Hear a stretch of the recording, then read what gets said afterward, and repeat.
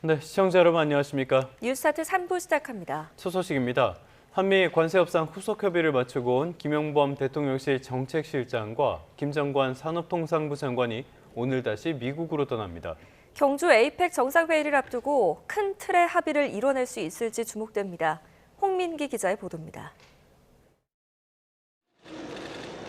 지난 일요일 미국에서 돌아온 김용범 대통령실 정책실장이 사흘 만에 또 방미길에 오릅니다. 이틀 전 귀국한 김정관 산업통상부 장관도 함께 출국합니다. 대미 관세 협상을 주도하는 두 사람은 불과 며칠 전 미국에서 관세 협상 후속 협의를 했습니다. 이후 한두 가지 쟁점이 남았지만 실질적 진전이 있었다고 결과를 설명하며 기대감을 키웠습니다. 이번 방미 전보다는 에이펙 계기의 타결될 가능성이 더 높아졌다. 이 정도로 볼 수 있고요. 미국은 그동안 관세율 인하 대가로 지난 7월 말 우리가 약속한 3,500억 달러 규모 대미 투자를 전액 달러 현금으로 조달하라고 요구했습니다. 정부는 그러나 외환시장 붕괴 등이 우려된다며 받아들이지 않았고 줄다리기가 이어졌습니다. 그런데 최근 미국이 우리 입장을 일부 수용해 한 발 물러서면서 협상의 물꼬가 트였습니다. 전액 현금 투자를 아직도 요구합니까?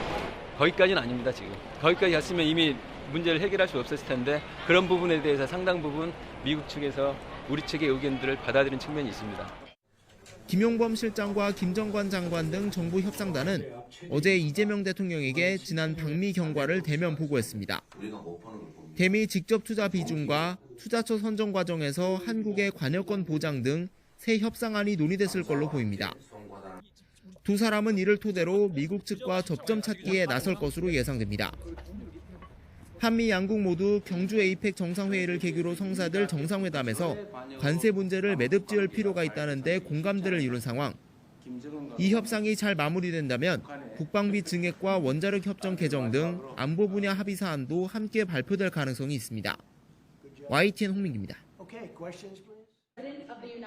트럼프 미국 대통령은 시진핑 중국 국가주석과 한국에서 만나 협상을 잘할 거라며 일본, 한국, 유럽과도 관세 협상을 잘 했다고 말했습니다. We're doing very well. I think we're going to do well in that negotiation. We've done well, as you know, with Japan, with South Korea, with Europe. And it was all based without the tariffs. You could have never made the deal. 한미 무역 협상이 3,500억 달러, 약 500조 원 대미 투자를 둘러싼 이견으로 후속 협상이 이루어지고 있지만 전날에 이어 한국을 공정한 무역 협상을 마친 나라로 인식하고 있음을 거듭 드러낸 겁니다. 여기에 중국 역시 다음 달 1일로 예고된 100% 추가 관세를 피하려고 미국과의 협상에 적극적으로 임할 것이란 자신감을 비친 것으로 풀이됩니다. 트럼프는 중국과도 성공적인 회담을 통해 공정한 합의를 할 수 있으리라 기대한다면서도 회담 무산 가능성을 동시에 언급했습니다. Maybe it won't happen. Things can happen where, for instance, maybe somebody will say, I don't want to meet, it's too nasty. But it's really not nasty, it's just business. 미중 무역 분쟁의 분수령이 될 경주 에이펙 정상회의 계기 방한이 일주일 앞으로 다가오면서 연일 관세를 무기로 협상력을 높이려는 의도로 보입니다. 이런 가운데 트럼프의 방한 때 김정은 북한 국무위원장과의 회동 성사 가능성을 아직 배제할 수 없다는 미국 전문가들의 전망이 나왔습니다. Particularly a one-off meeting, quick meeting, Panmunjom, how you doing? Good to see you again. Our teams need to work this out going forward. 또 다른 싱크탱크 브루킹스 연구소의 앤드루 여 석좌 역시 회동 가능성에 대해 회의적이지만 완전히 배제하지는 않겠다며 이재명 대통령은 성사시키려 할 것이라고 전망했습니다. 미국 전문가들은 한미 무역 협상과 관련해 최근 중국이 한미 조선 협력의 주축인 한화오션을 제재한 게 변수가 될 수 있고 3,500억 달러 대미 투자는 순차적으로 이뤄지는 방식으로 합의될 거라고 예상했습니다. 워싱턴에서 YTN 신윤정입니다. 네, 캄보디아 상황 살펴보겠습니다. 캄보디아에서 송환된 한국인 피의자 가운데 대다수가 구속됐죠. 피의자 가운데 일부는 강압 속에서 어쩔 수 없이 범행했다고 주장하고 있습니다. 전문가들은 이들이 불법 행위 가능성을 알고도 출국했는지 등 얼마나 자발적으로 범행에 동참했는지가 중요한 처벌 기준이 될 것으로 보고 있습니다. 김희영 기자가 취재했습니다. 경찰이 캄보디아에서 송환된 피의자 대부분의 신병을 확보했습니다. 구속영장 심사를 받기 위해 법원에 출석하면서 일부 피의자는 캄보디아 현지에서 폭행과 고문을 당해 힘들었다고 주장했습니다. 어떤 게 가장 힘드셨어요? 전기 지지면에 고문하는 게 힘들었습니다. 또 어떤 고문 당하셨습니까? 구타당했습니다. 얼마큼 맞으셨어요? 진짜 죽기 전까지만 맞았습니다. 그런데 강압으로 범행에 가담했다고 주장하더라도 결국 자발성이 이들에 대한 처벌 여부를 가를 중요한 기준이 될 거라는 분석이 나옵니다. 전문가들은 범죄나 불법 행위 가능성을 인지하고도 자발적으로 캄보디아로 갔다면 형사 책임을 면하기 어려울 수 있다고 지적합니다. 지난 4월 법원은 캄보디아에서 활동한 투자 사기 조직원에 대해 출국 당시 불법적인 일을 하거나 범죄에 가담할 것을 충분히 알면서도 고액의 수당을 받기 위해 자발적인 의사로 출국한 점 등을 근거로 징역 4년을 선고했습니다. 강요된 행위라고 하는 거는 거의 옆에서 총을 겨누고 있는 상태에서 할 정도는 돼야 되거든요. 물론 끌려서 가긴 했지만 자기가 어쨌든 알면서 가담한 건 맞잖아요. 여기에 더해 수사 결과 피의자들이 범죄단체에 가입해 활동했다는 혐의 등을 추가로 적용받을 경우 중형이 선고될 가능성도 있습니다. 구속기간 열흘 동안 경찰은 피의자들의 범행 가담 정도와 해외 공범증을 파악하기 위해 수사력을 모을 전망입니다. YTN 김희영입니다. 이재명 대통령은 경찰의 날 기념사에서 수사 기소 분리로 권한이 한층 커질 경찰을 향해 유능해져야 한다고 주문했습니다. 지난 12월 비상계엄에 일부 경찰 제비부가 가담했다며 민주적 통제 강화 의지도 내비쳤습니다. 정인용 기자입니다. 취임 이후 첫 경찰의 날 기념식을 찾은 이재명 대통령은 내년 10월 검찰청 폐지와 수사 기소 분리로 경찰 권한이 커진다는 사실을 언급했습니다. 그렇게 되면 실제 삶이 나아질지 국민이 엄중하게 묻고 있다며 진지하게 응답해야 한다고 강조했습니다. 국민의 삶을 실질적으로 수호하는 유능한 민생경찰로 거듭나야 합니다. 국민이 신뢰할 수 있는 수사체계를 꼭 확립해 주시기 바랍니다. 수사권이 확대되는 과정에서 억울한 국민이 없도록 경찰이 책임성과 전문성을 키워야 한다는 의미로 풀이됩니다. 이 대통령은 국민을 벼랑 끝으로 내모는 악질 민생 범죄를 끝까지 추적하고 교제 폭력에는 선제적 대응이 필요하다는 구체적인 주문도 내놨습니다. 그러면서 국민 생명과 안전 수호에는 과잉 대응이 없다는 각오로 일해달라고 당부했습니다. 이 대통령은 또 경찰이 권력의 편에 서면 민주주의와 헌정 질서는 유린당한다며 12.3 비상계엄 사태를 거론했습니다. 극히 일부지만 경찰 지휘부가 가담했다며 경찰에 대한 민주적 통제에도 방점을 찍었습니다. 국민주권정부는 그 오욕의 역사와 불명예를 씻어내고 경찰의 중립성을 확보하고 민주적 통제를 강화해 나갈 것입니다. 이 대통령은 경찰의 숭고한 희생으로 세계에서 가장 안전한 나라 대한민국이 존재한다고 격려하며 각종 보상 현실화와 복무 여건 개선도 약속했습니다.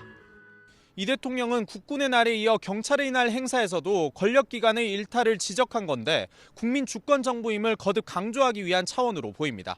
YTN 정인용입니다. 국회는 국정감사 10일차인 오늘 외교통일위원회와 농림축산식품해양수산위원회 등 상임위 5곳에서 감사를 이어갑니다. 국회 외통위는 주 캄보디아 한국대사관에서 현장 국정감사를 열고요. 한국인 대상 취업 사기와 감금, 고문 등의 피해 현황을 점검합니다. 또 이른바 스캠 단지라고 불리는 푸놈펜 외곽의 태자 단지와 원구 단지 등도 시찰할 계획입니다. 농해수위는 인천해양경찰청에서 국감을 열고 지난달 70대 중국인을 구조하다 숨진 고 이재석 경사 순직 사건과 관련해 집중 질의할 예정입니다. 국회 정보위원회가 오늘 국가정보원으로부터 캄보디아에서의 한국인 대상 납치 감금 관련 상황에 대한 현안 보고를 받습니다.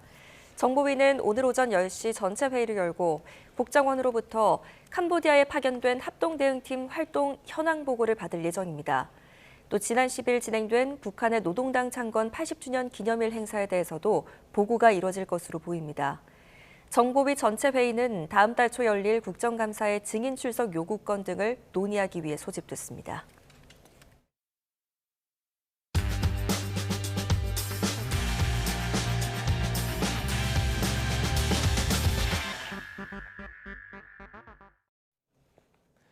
10월 22일 수요일 스타트 브리핑 시작합니다. 먼저 서울신문은 캄보디아 범죄 사태 불똥이 국제결혼 시장으로 번지고 있다는 내용을 다뤘습니다. 국제결혼 중개업체들에 들어오는 캄보디아 여성과의 만남 문의는 거의 없어졌고요. 기존에 진행 중이던 건들도 절반 이상이 취소됐다고 하네요. 한국인 남성과 캄보디아인 여성의 혼인은 매년 400건 안팎 정도입니다. 캄보디아는 베트남과 중국 등에 이어서 7번째로 한국과의 국제결혼이 많은 나라인데요. 하지만 이번 사태로 위험한 나라라는 인식이 퍼지면서 당분간은 확 줄어들 걸로 보입니다. 국제결혼 시장마저 캄보디아에 대한 공포로 영향을 받는 상황인데 특정 국가에 대한 차별이나 혐오로 이어지지 않게 경계해야 한다는 지적이 나옵니다. 다음으로 한국일보는 정권이 바뀔 때마다 오락가락하는 공공주택 사업의 문제를 짚었습니다. 먼저 윤석열 정부가 추진한 공공분양 주택 사업 뉴홈의 인허가 목표와 실적을 그래프로 보시죠. 뉴홈은 2027년까지 50만 호를 공급할 계획이었는데요. 실적은 크게 못 미쳤습니다. 2023년부터 올해까지 목표치가 26만 6천 호인데 같은 기간 인허가 물량은 2만 8,500호에 그쳤습니다. 서울은 올해만 13,000호 인허가가 목표였는데 지난 8월까지 실적은 단 300여 호뿐입니다. 이렇게 뉴홈은 목표치의 20%도 채우지 못하고 폐기될 전망이고요. 이재명 정부는 새로운 공공주택 브랜드를 만들기로 했습니다. 문제는 새로 출범한다 해도 자칫 상표 발휘에 그칠 우려가 높다는 점인데요. 정부마다 정책 기조가 오락가락하니까 주택 공급을 주도하는 LH 안에서도 볼멘 소리가 나옵니다. 행정 업무만 늘고 정작 가장 중요한 공급은 미뤄지기 일쑤입니다. 정권이 바뀔 때마다 판이 흔들리니까 사업이 더딜 수밖에 없고 최소한의 정책적 연속성은 확보하자는 LH 직원의 인터뷰도 신문은 함께 전하고 있습니다. 다음 기사 보겠습니다. 정부가 고용법상 고령자 연령을 55세 이상에서 60세 이상으로 상향하는 방안을 추진하는데요. 이 내용은 조선일보가 정리했습니다. 기간제나 파견 근로자가 한 직장에서 2년 넘게 일하면 무기계약직으로 전환돼야 하죠. 하지만 고령자로 분류되는 55세 이상은 적용 대상에서 빠져 있었는데 이제 정부가 연령 상한을 풀어서 55세에서 59세 근로자의 정규직 전환을 유도하겠다는 취지입니다. 예를 들어 기존엔 56세 기간제 근로자가 2년 넘게 근무해서도 계속 기간제인데 고령자 상한이 60세 이상으로 올라가면 무기계약직으로 전환될 수 있는 겁니다. 그런데 문제는 기업들이 앞으로 55세 이상 근로자의 계약 기간을 2년 미만으로 줄일 가능성이 높다는 점입니다. 대신 60세 이상만 뽑으려 하는 부작용이 생길 거란 우려가 나옵니다. 효과가 일부 있긴 있겠지만 오히려 55세 이상의 재고용 기회가 줄어들 수도 있습니다. 50대 이하에서도 무기계약직으로 전환되지 않는 경우가 많은 게 씁쓸한 현실입니다. 끝으로 중앙일보입니다. 가수 강원래 씨가 쏘아올린 셀프 주유소 논란을 다뤘습니다. 휠체어를 탄 상태에서 주유를 부탁했지만 직접 하는 게 법이란 말이 돌아왔다고 하네요. 이 게시글이 SNS에 올라오자 장애인과 가족들의 공감 댓글이 잇따랐습니다. 장애인들은 차에서 내려서 휠체어로 옮겨 타는 것부터가 일이고요. 터치스크린의 위치가 높아서 손을 뻗어도 닿을까 말까라 셀프 주유는 사실상 불가능에 가깝습니다. 그런데 전국 주유소의 약 60%는 셀프 주유소입니다. 게다가 최근 늘고 있는 전기차 충전소는 대부분 무인으로 운영되고요. 이렇게 셀프 전송 시대지만 장애인 등 취약계층에겐 문턱이 너무 높고 이들을 배려하는 제도도 없습니다. 이런 가운데 경기도 용인시가 셀프 주유소에서 QR코드를 찍으면 직원이 나오는 시스템을 도입했습니다. 전국 최초였는데 시내 주유소 약 40%가 동참하고 있고 현장 반응도 좋다고 합니다. 전국의 장애인 운전자만 약 15만 명입니다. 누군가에겐 당연하고 쉬울지 몰라도 누군가에겐 당연하지 않고 어려운 일이란 말이 떠오르는데요. 셀프 대신 헬프, 이동 약자들을 위한 제도가 꼭 마련되길 바랍니다. 10월 22일 아침 신문 살펴봤습니다. 지금까지 스타트 브리핑이었습니다.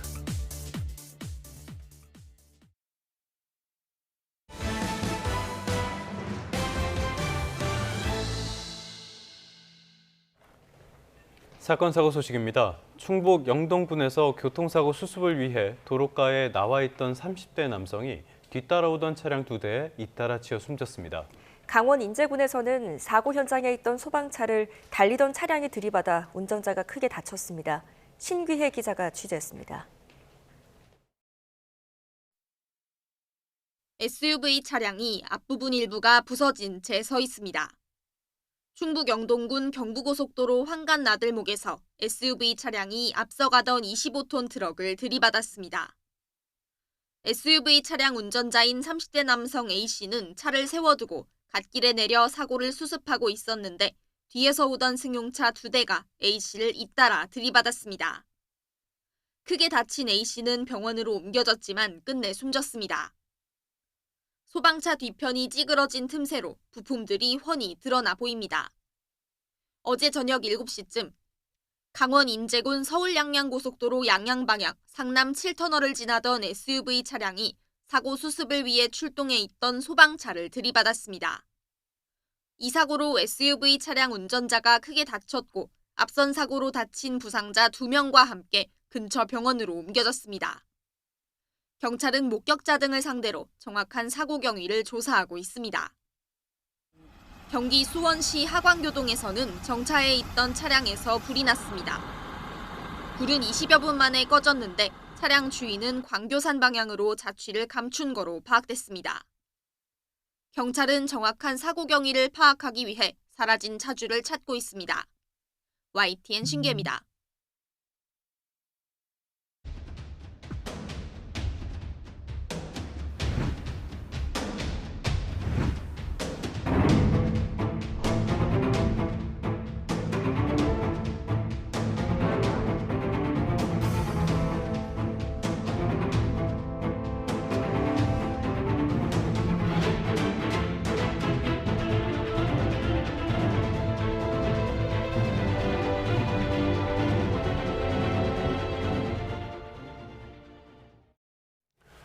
네, 정부의 부동산 정책 후폭풍이 거셉니다. 정책 자체로도 논란이 큰데요. 당국자들의 이른바 내로남불이 불에 기름을 붓고 있습니다. 스타트 경제, 오늘은 석병훈 이화여자대학교 경제학과 교수와 함께하겠습니다. 어서 오십시오. 어서 오십시오, 교수님.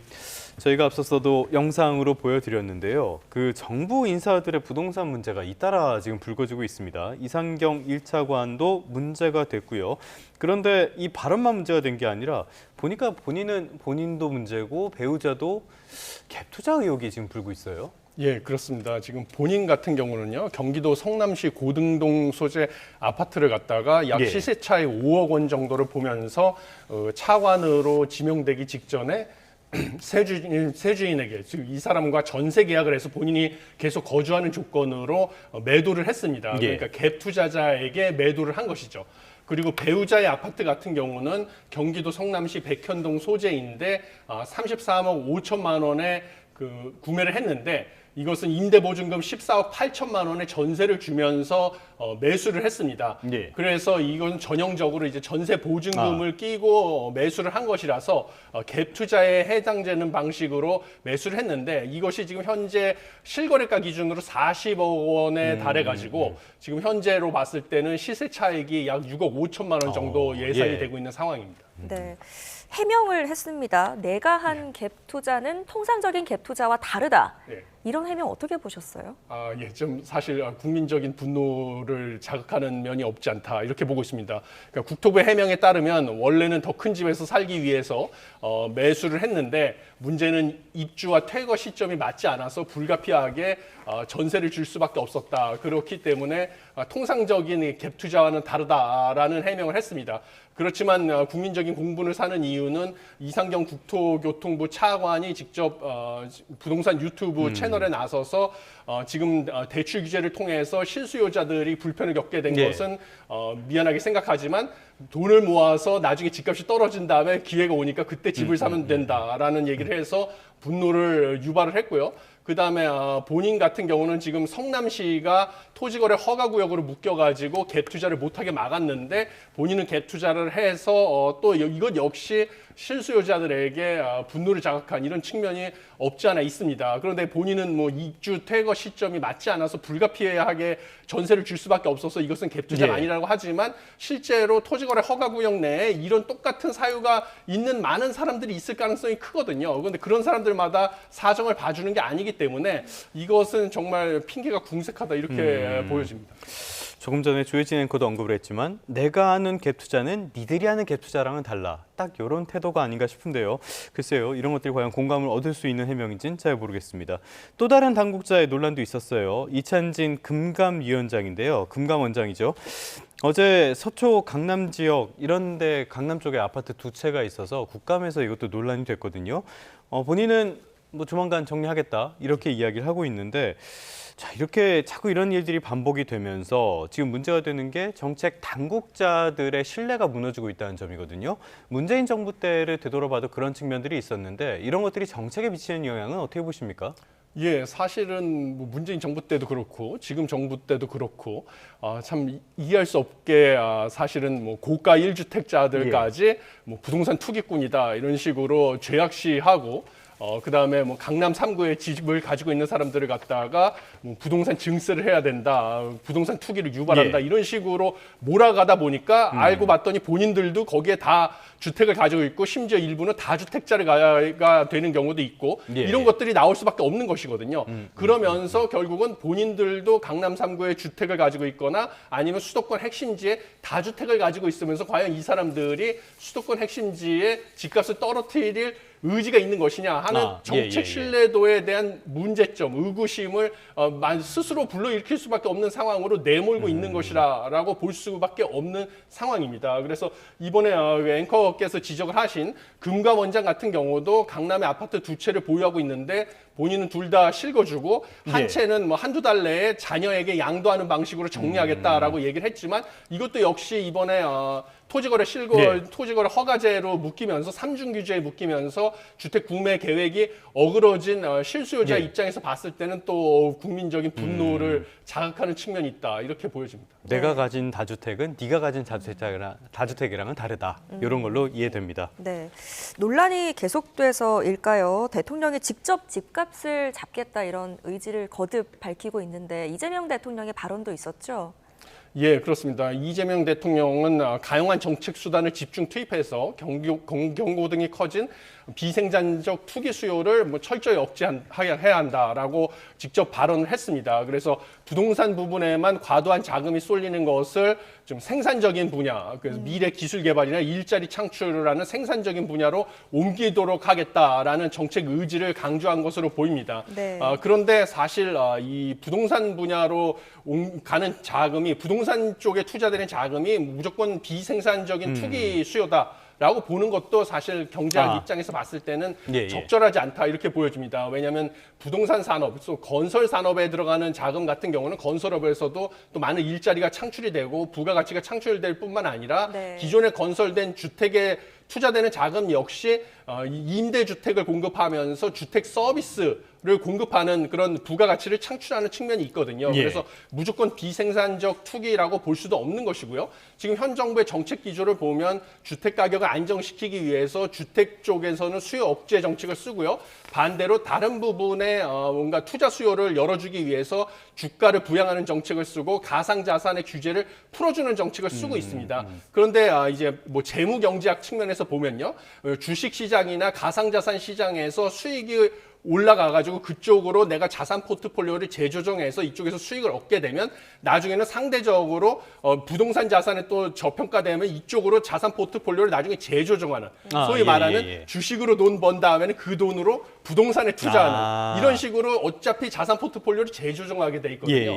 그렇기 때문에 단순히 뭐 주가를 부양한다고 해서 부동산 시장이 안정될 것이다라고 보는 것도 사실 무리가 있다 이렇게 생각을 합니다.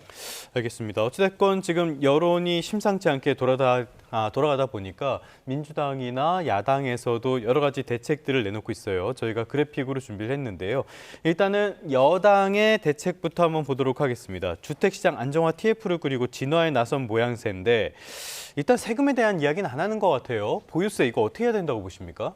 보유세 같은 경우는 사실 단기적으로는 뭐 주택 자산에 대해서 수익률을 떨어뜨리는 효과가 있습니다. 예. 매기 보유세를 납부를 해야 되니까요. 그래서 주택에 대한 수요를 줄이면서 주택의 공급의 변화가 없으니까 주택 가격을 안정시킬 수 있는 효과는 있지만 중장기적으로 봤을 때는 주택에 대한 수요가 떨어지는 것보다 신규 주택 공급을 더 크게 떨어뜨리는 효과가 예. 있습니다. 그래서 중장기적으로 주택의 가격을 더 크게 올릴 수가 있다라는 연구 결과가 있기 때문에 보유세만 가지고 주택 가격을 안정시킬 수가 없다라는 것이 뭐 경제학의 연구 예. 결과입니다. 아, 그것만으로는 안 예, 된다. 그렇습니다. 예. 그렇기 때문에 신규 공급을 늘리는 정책이 있어야만 주택 가격을 안정시킬 수가 있고요. 그다음에 지방선거도 있기 때문에 보유세를 인상할 경우에는 조세 저항을 크게 직면할 수가 있어서 여당에서 지금 당장 보유세 인상 카드를 꺼내들지 않고 있다. 이렇게 네. 보고 있습니다.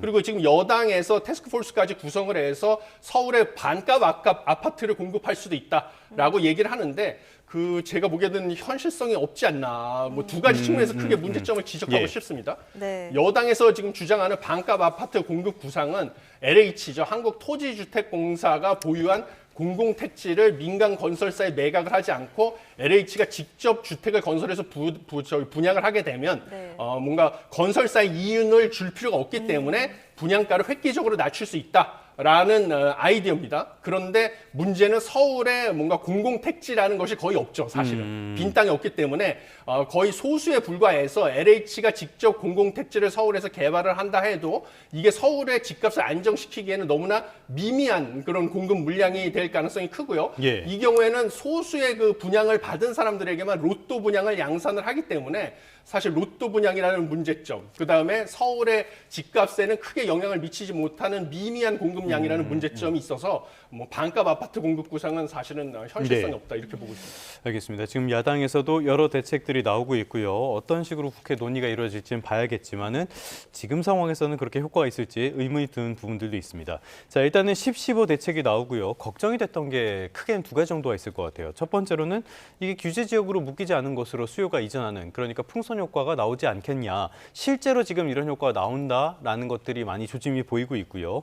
또 하나는 전월세 시장이 굉장히 불안해지지 않을까, 이런 우려거든요. 이 두 가지 우려에 대해서 교수님께서는 어떻게 보십니까? 예, 그렇습니다. 실제로 전월세 시장은 불안해질 수밖에 없다라고 보고 있고요. 그것도 데이터에서 확인이 되고 있습니다. 왜냐하면 대표적인 게 서울의 아파트 월세 가격이 치솟고 있다라는 점에서 그 데이터가 나오고 있는 것이거든요. 네. 그래서 서울 같은 경우는 지금 월세 평균이 144만 원이 돼서 뭐 사상 최고치를 찍었다라고 알려져 있습니다. 9월 달에 월세 평균이 144만 3천 원이 되었는데요. 이것은 왜 이러냐면 지금 서울을 갖다가 토지거래 허가 구역으로 만들면서 갭 투자를 막고요. 그다음에 전세 대출까지 규제를 강화해서 전세 공급을 앞으로 막게 됐습니다. 그다음에 6.27 대책을 기점으로 해서 전세 공급 역시 줄어들었는데 이번에 11호 대책을 추가로 해서 전세 공급은 앞으로 더 줄어들 수밖에 없는 상황이거든요.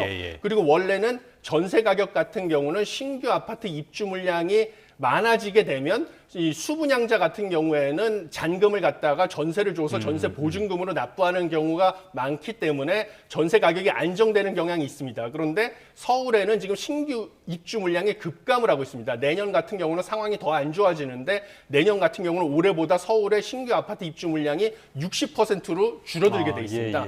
그러면 지금 갭 투자를 막아가지고 전세 물량도 줄어드는 데다가 신규 아파트 입주 물량도 줄어들어서 이중고가 돼가지고 전세 공급은 줄어들어서 전세 가격도 올라가고요. 그리고 전세의 월세화가 가속될 수밖에 없습니다. 서울에 살고 싶은 사람들은 많은데 전세는 줄어드니까 그럼 월세로도 살아야 되겠다라고 하니까 당연히 월세 가격도 상승할 수밖에 없는 것이거든요. 그래서 일련의 부동산 규제가 전세 가격과 월세 가격의 동반 상승을 유발할 수밖에 없다. 이렇게 보고 있습니다. 알겠습니다. 그렇다면 누가 교수님께 지금의 부동산 시장 열풍, 이거를 막고 지방과 수도권의 양극화 문제도 해결하고 이럴 대책을 내놔라라고 이야기를 한다면은 어떤 조언을 해주시겠어요?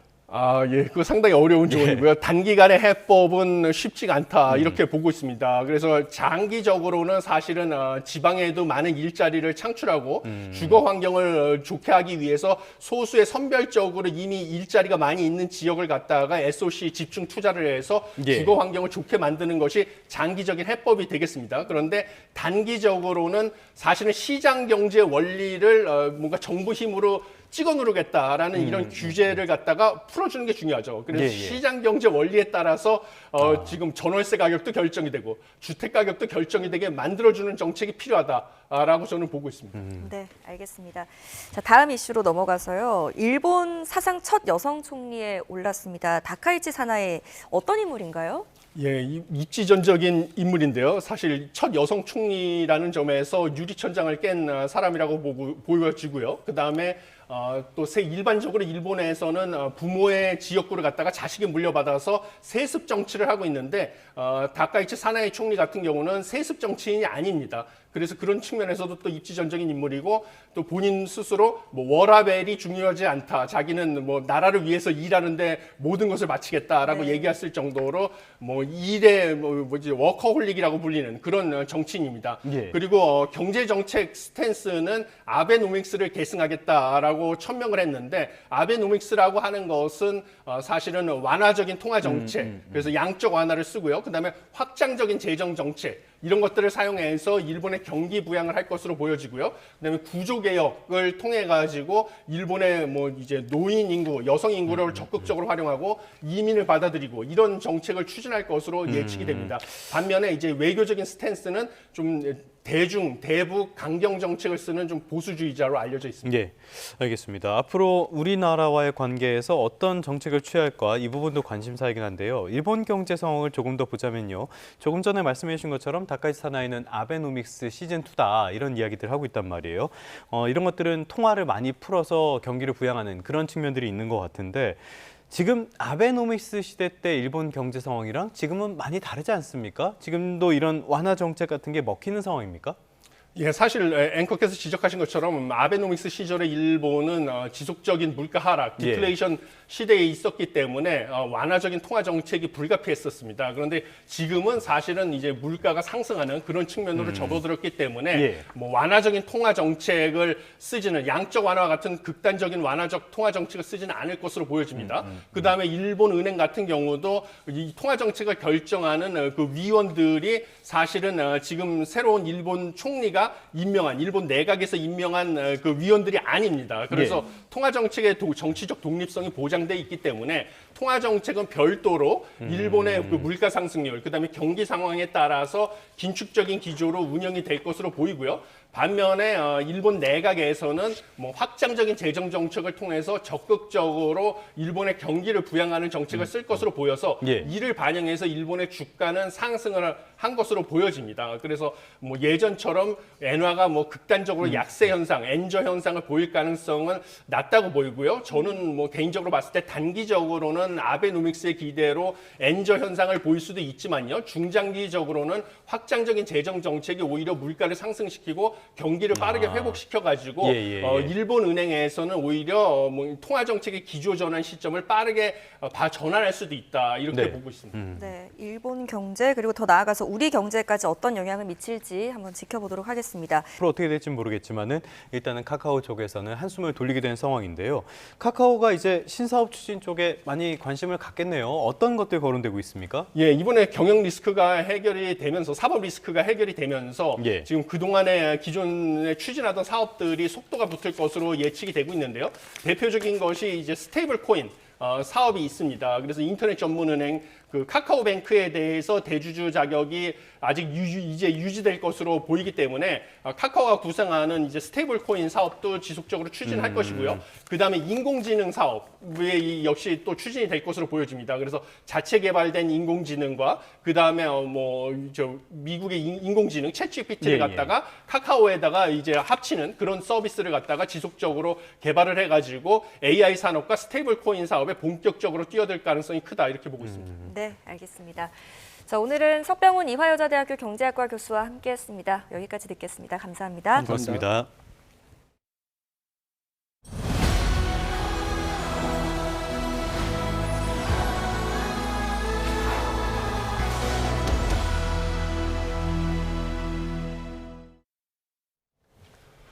네, 다음 소식입니다. 20년 만에 우리나라에서 열리는 아시아태평양 경제협력체 APEC 정상회의가 9일 앞으로 다가왔습니다. 전 세계를 상대로 무역 전쟁에 나선 미국과 한중일 정상이 모두 모일 경주는 올해 최대 외교 격전지로 떠오르고 있습니다. 나혜인 기자입니다. 미국과 중국 정상이 같은 시기 우리나라를 찾는 건 2012년 서울에서 열린 해관보 정상회의 이후 13년 만입니다.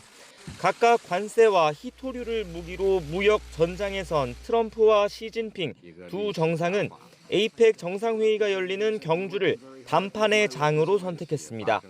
아시아 태평양 지역 21개 회원국의 번영을 위한 가칭 경주 선언의 내용과 채택 여부도 이들의 삿바 싸움에 달렸다는 분석이 많습니다. I expect we'll probably work out a very fair deal with President Xi of China. 미국과 관세 협상을 매듭지어야 하는 건 의장국인 우리에게도 숙제입니다. 트럼프 대통령 방한을 계기로 3,500억 달러 규모 대미 투자 방식을 국익에 맞게 타결하는 게 목표입니다. 방미 전보다는 에이펙 계기의 타결될 가능성이 더 높아졌다.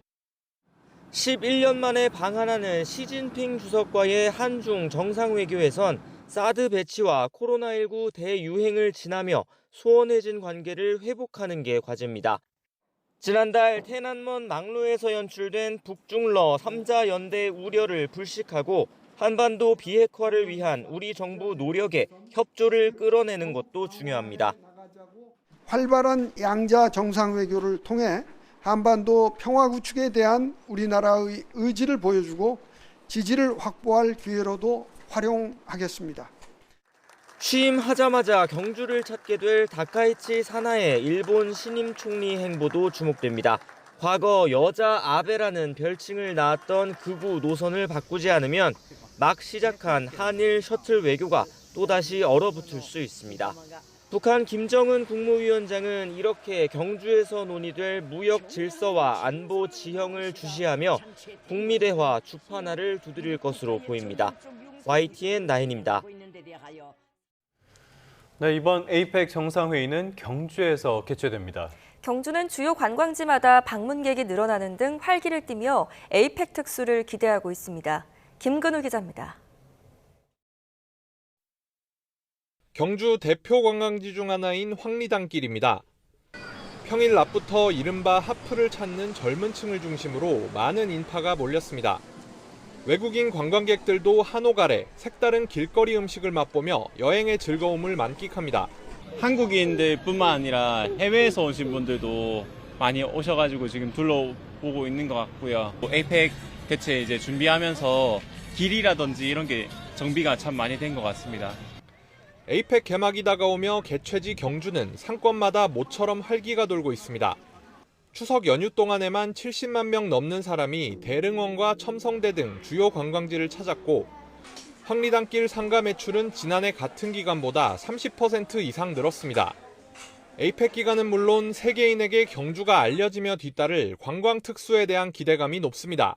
빈자리가 없을 정도로 직원을 한 2명 정도 더 두고 지금 일을 할 정도로 손님이 엄청 늘었습니다. 앞으로 에이펙이 끝나고 나서도 그 국내외 관광객들이 많이 몰려서 경상북도는 과거 핵심 관광지였던 보문 관광단지 재단장에도 나섭니다.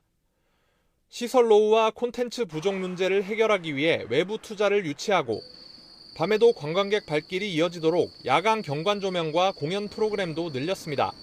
에이펙 정상회의가 단순한 국제 행사에 그치지 않고 해외여행에 밀려 어려움을 겪어온 대표적 국내 관광지 경주를 되살리는 계기가 될지 주목됩니다. YTN 김근우입니다. 제주와 포항 해안에서 잇따라 마대나 포장지에 담긴 마약 의심 물질들이 발견되고 있습니다. 출처나 경로 확인이 쉽지 않은 가운데 해경은 국제 공조를 통해 수사를 진행하고 있습니다. 보도에 고재형 기자입니다. 지난 7일 제주 해안에서 발견된 마대 안에서 66만 명이 동시에 투약할 수 있는 마약 케타민이 발견됐습니다. 최근 포항 해안에서도 우롱차 표지로 위장한 마약 의심 물질 1kg이 발견되기도 했습니다. 해경은 지문 등 단서가 적어 피의자 특정 등 수사에 어려움이 있지만 인접 국가해경과 협조해 압수물 출처 확인 등 수사를 이어가고 있습니다. 두 지역 모두 해류를 따라 흘러온 것으로 보이지만 출처나 경로가 오리무중입니다. 선박에 숨겨 반입하는 이른바 기생충 수법으로 운송되던 마약이 바다를 통해 흘러들어왔을 가능성도 제기됩니다. 또 던지기 수법으로 누군가 몰래 해안가에 놓고 간 마약이 파도에 떠밀려 왔을 가능성도 있습니다. 최근에 뭐 던지기 수법이라든지 몇 년 전부터 지금 성행을 하고 있거든요. 일부러 그 근처에 던지고 가면 누가 수거해가는 수법을 위해서 바다 위에 올려놨다가 아마 해류에서 떠밀려 온 것 같은데, 해안가에서 잇따라 마약이 발견되면서 바다를 통한 대량의 마약 밀반입 가능성에 대한 대책 마련이 필요하다는 지적이 나오고 있습니다. YTN 고재영입니다. 네, 끝으로 출근길 날씨 살펴보겠습니다. YTN 야외 스튜디오 연결합니다. 정수현 캐스터. 네, 정수현입니다. 오늘도 초겨울 추위가 기승을 부리고 있는데요. 날씨 어떻습니까? 네, 피부가 닿는 공기가 여전히 차갑습니다. 현재 서울 기온 7도 정도로 예년 기온을 2에서 3도가량 밑돌고 있습니다.